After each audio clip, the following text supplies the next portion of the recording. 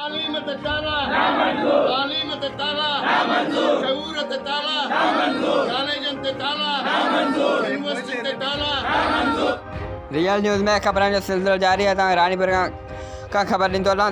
राणीपुर सिंध में तइलीमी इदारनि जी बंदिश ख़िलाफ़ प्रेस क्लब राणीपुर ऐं सिविल सोसाइटी जो राणीपुर प्रेस क्लब ते एहतजाज।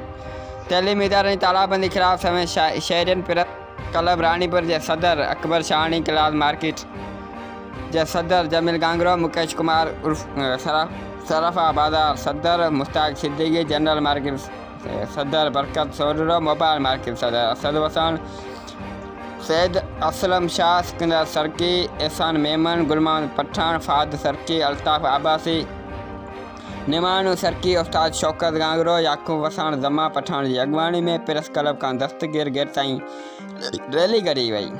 मुज़ाहिरीन रियल न्यूज़ सां ॻाल्हाईंदे चयो त गुज़िरियल 2 सालनि खां सिंध जा तइलीमी इदारा मुकमल बंदि आहिनि, जंहिं सबबु सिंध जो मुस्तक़बिल तबाह थी रहियो आहे। हिननि वधीक चयो त तइलीमी इदारा बंदि थियण करे सिंध जा लखें शागिर्दनि जो मुस्तक़बिल दाव ते लॻल आहे। मुज़ाहिरीन वज़ीर आला सिंध खां मुतालबो कयो त सिंध जा तइलीमी इदारनि जी तालाबंदी ख़तमु कई वञे